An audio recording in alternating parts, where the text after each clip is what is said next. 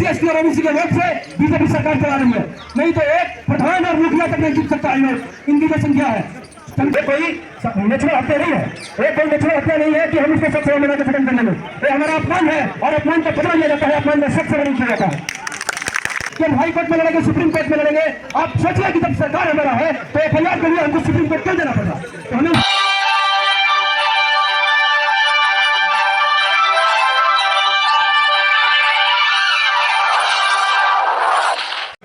जय भारत, जय संविधान। जैसा कि आप सब जानते होंगे घटना के बारे में, फिर भी मैं जो मेरी जानकारी है उसके हिसाब से आपको 2 मिनट में उसको समरी करना चाहता हूँ।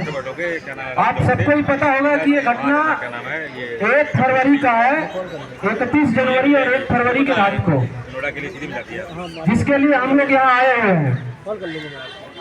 उस हॉस्टल में मैं व्यक्ति का नाम नहीं लेना चाहता और जाति का भी नहीं, क्योंकि जैसा कि हम लोग बोल भी रहे हैं, लेकिन अपराध और अपराधी की कोई जाति नहीं होती है, ऐसा हम मान सकते हैं, लेकिन ऐसा है नहीं। एक्चुअल में ऐसा नहीं है। अपराध और अपराधी की जाति नहीं होती है, लेकिन उसकी स्थिति होती है, उसका राजनीतिक शक्ति होता है, और जो राजनीतिक रूप से जितना मजबूत है, जो सामाजिक रूप से जितना मजबूत है, जो आर्थिक रूप से जितना मजबूत है, वो उतना ही ज्यादा अपराध करने में सक्षम होता है। ऐसा मैं नहीं कह रहा हूँ, ऐसा जो भारत में नीति शास्त्र है, भारत में जो नीति शास्त्र है उसका मानना है कि जो व्यक्ति जितना सक्षम होता है उतना ही बड़ा अपराध हो कर सकता है। और एक जो व्यक्ति जो इसमें अपराधी है, जिसका नाम दिया गया है, उसका नाम शायद अगर मैं सही हूं तो रामेश्वर पांडे है। और वो जो जाति है, वो जाति पहले से ही सामाजिक रूप से बहुत मजबूत है, राजनीतिक स्थिति में भी उसकी काफी मजबूत स्थिति है।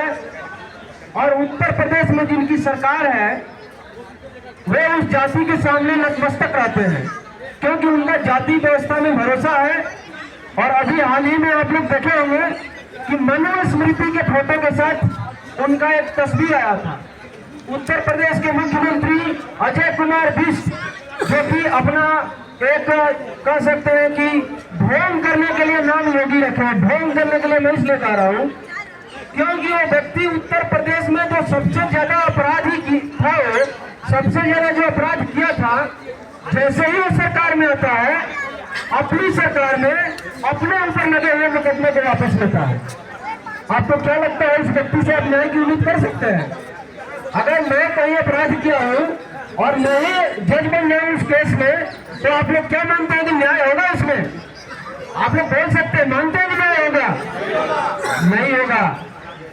तो 1 फरवरी की जो घटना होती है, जब पीड़िता के पिताजी को सूचना मिलता है कि उनकी बेटी की हत्या हो चुकी है, तो वो वहां से जितना जल्दी हो सके घटना स्थल पर पहुंचते हैं और वहां वो देखते हैं। उन्होंने सारा फोटो, सारा डॉक्यूमेंट हमको भेजा है, मैंने भी देखा है।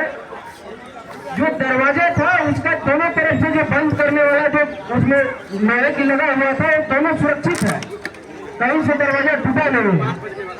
इसका मतलब ये है कि जब हत्या हुआ तो दरवाजा खुला हुआ था। दूसरा, आप एक फोटो देखेंगे जिसमें बताया गया है कि उसने आत्महत्या किया।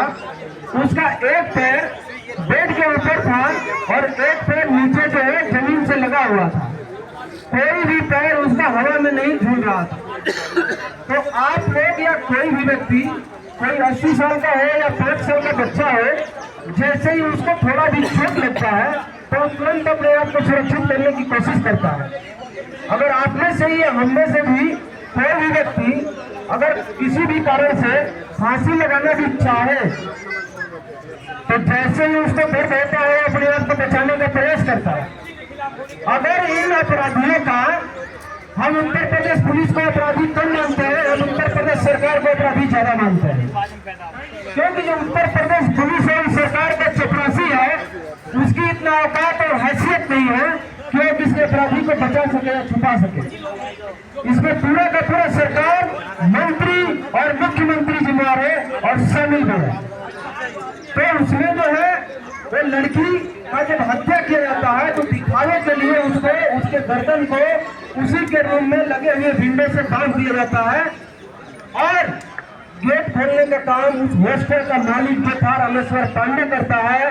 जब वो लड़कियों का हॉस्टल था तो उसकी वाइफ थी या वहाँ महिला वार्डन थी, उसने जाकर के गेट क्यों नहीं खोला? ये सोचने वाली बात है। ये जो अपराधी है वो बोल रहा है कि हम बचाने गए थे, गेट खोलने गए थे, लेकिन अपराधी वही है।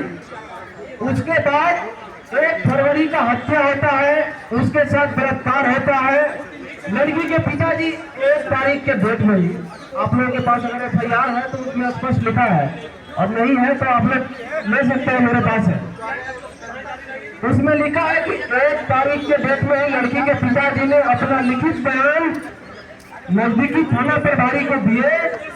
उसके बावजूद भी FIR हुआ इनका 9 तारीख को, 10 तारीख को, 10 फरवरी को FIR होता है। और 10 फरवरी को जो FIR होता है उससे पहले इन्होंने 3 तारीख को SP को लिखित में दिया था, डाक के द्वारा भेजा था। उसके बाद इन्होंने 7 तारीख को प्रधानमंत्री से लेकर राष्ट्रपति सबको लिखित में दिया था। तो आप लोगों को हम बताना चाहते हैं कि जो कानूनी प्रोविजन है, जो कानूनी प्रावधान है, उसके हिसाब से जैसे ही कोई हत्या होता है, कोई रेप होता है या कोई छेड़छाड़ की घटना होती है, जितना जल्दी पुलिस को सूचना मिलती है उतना जल्दी उसको FIR रजिस्टर करके और उसकी जांच की प्रक्रिया बढ़ाने का काम है।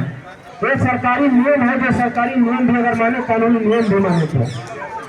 और अगर किसी महिला पर कोई हमला है, महिला पर कोई हत्या है या महिला के साथ कोई छेड़छाड़ है, और अगर कोई पुलिस अधिकारी FIR नहीं लिखता है तो उसके खिलाफ FIR बनता है और उसमें उसको 6 महीने की जेल की सजा भी है।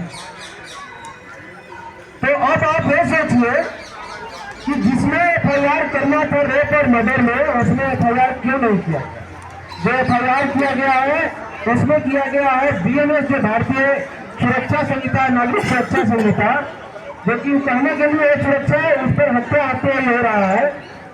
100 जो इसमें धारा है 103 का, जो पहले 203 था, उसमें जो है मर्डर का जो चार्ज लगा है, मर्डर में रेप और जो पॉक्सो था वो लगाना था, जिसको नहीं लगाया गया।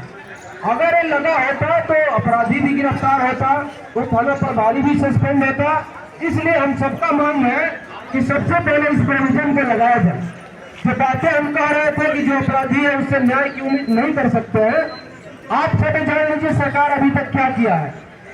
सरकार ने 9 दिन बाद FIR किया है। FIR में जो प्रोविजन लगाना चाहिए नहीं लगाया है, और जो अपराधी, जो पुलिस, जो सच्चे अपराधी है, जिसने उस पीड़िता को, लाश को जबरदस्ती बिना पिताजी के सहमति के, बिना उसके माताजी के सहमति के जला दिया, वो आज भी उसी थाना में SHO बन के बैठा हुआ है। ये न हम लोगों का सिर्फ हार है, बल्कि हम लोगों को एक तरीके से चुनौती भी है। सरकार आपको चिढ़ा रही है कि देखो तुम्हारी बेटी का रेप हुआ, तुम्हारी बेटी की हत्या हुआ, हम 9 दिन बाद FIR भी किए, FIR भी उस कानूनी प्रोविजन में नहीं किए जिसमें होना चाहिए था। अपराधी भी खुलेआम घूम रहा है, उसका हॉस्टल भी चल रहा है, SHO भी वहीं बैठा हुआ है, और हम तुम्हारे साथ कुछ नहीं करेंगे और तुम हमारा कुछ नहीं दे सकते हो। ये सरकार की भाषा है। आप नहीं समझते हैं क्योंकि ये मुंह से नहीं बोल रहा है, उसके प्रक्रिया से, उसके प्रैक्टिस से ऐसा लग रहा है। और जो जातीय भाव की हम लोग बात करते हैं, तो आप जान लीजिए कि चाहे केशव प्रसाद मौर्य हो, या बिहार में सम्राट चौधरी हो, या उपेंद्र कुशवाहा हो, कोई भी सरकार से सवाल पूछा क्या? सोशल मीडिया पे आकर के या सामने से जाकर के नहीं पूछा। तो आज के समय में एक जब वोट मांगता है आपको जाति के नाम पर, तो क्या आज आप उसके जाति का नहीं है? आज भी है, लेकिन उसको पता है कि आप उसका गुलामी कीजिएगा, फिर बिहार में चुनाव आने वाला है, फिर आप उसको वोट दीजिएगा और आप कहिएगा कि हमारे जाति का नेता बनेगा, हमारे जाति का विधायक बनेगा। और जहां तक बात रहा ये आपको समृद्धि जी का, जो एडवोकेट जिन्होंने केस लड़ने के बाद हो रहा है, उनका भी हम बताते हैं, वो भी BJP में ही है। और जो लाइव की थी उसमें एक सवाल सरकार से नहीं पूछी, एक तैयारी क्यों कर रही है? एक चीज सामने आना चाहिए, एक साथ होने से रिश्ता नहीं चलेगा, या तो हमारे साथ है नहीं तो दुश्मनों के साथ है। ये आपको स्पष्ट करना होगा। आप सरकार की ओर 9 दिन बाद FIR हुआ, आप सोचिए जो अपराधी अपराध किया उसको कानूनी सजा मिलेगा। लेकिन जो पुलिस ने दिन बाद FIR किया उसका क्या? आज भी वह सबसे बैठा हुआ है, ये आप सबको चढ़ा रहा है, हम सबको चढ़ा रहा है।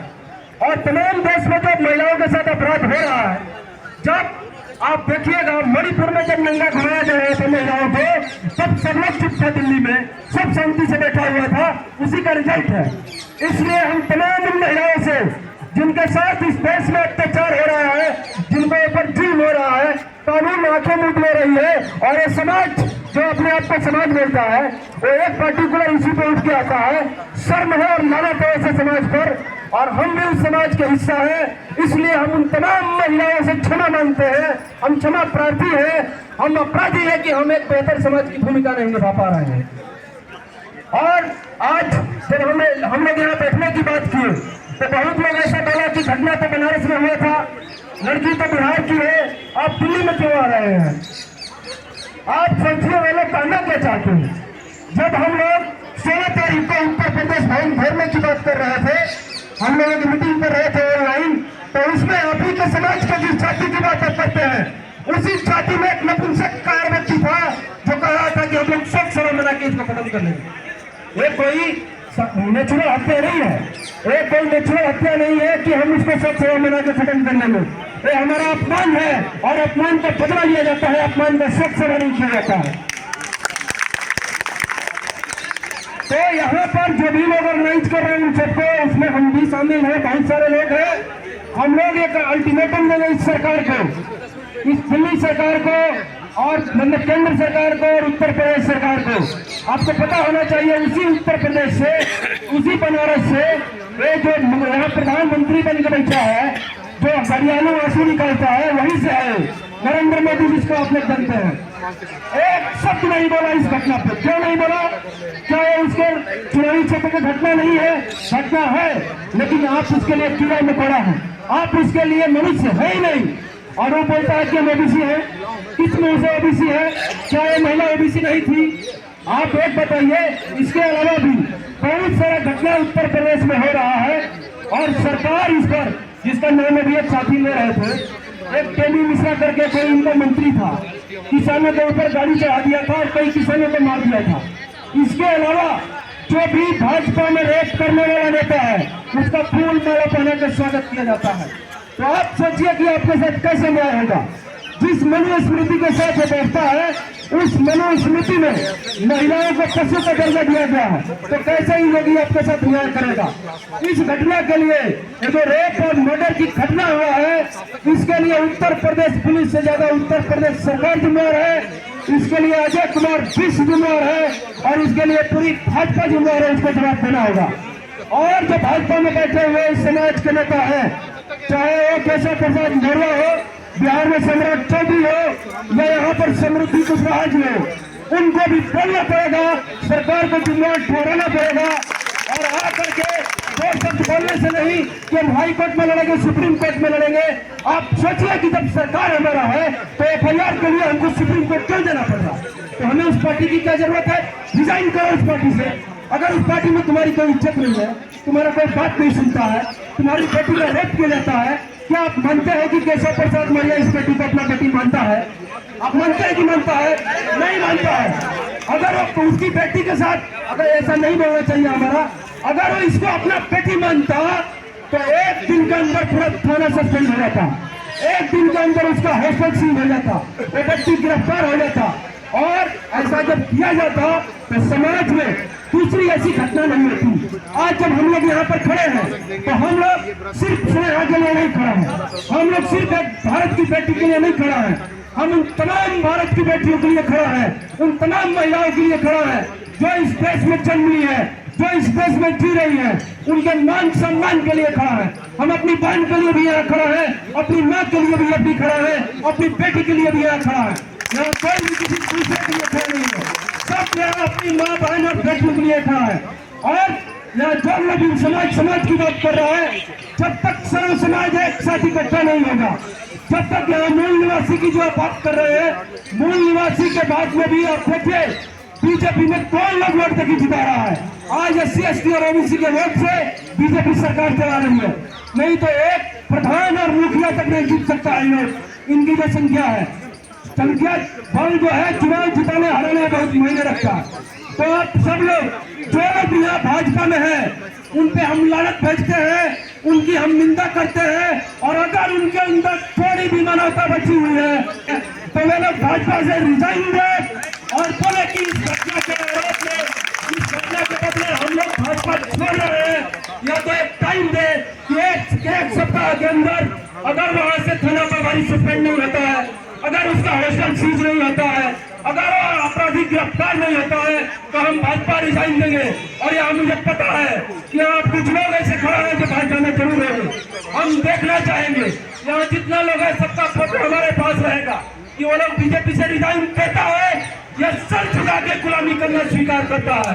हम गुलामों की भूल में नहीं है और हम फिर से कहेंगे जय भारत, जय संविधान, मनुस्मृति हमारे जुत्ते की नोक पर।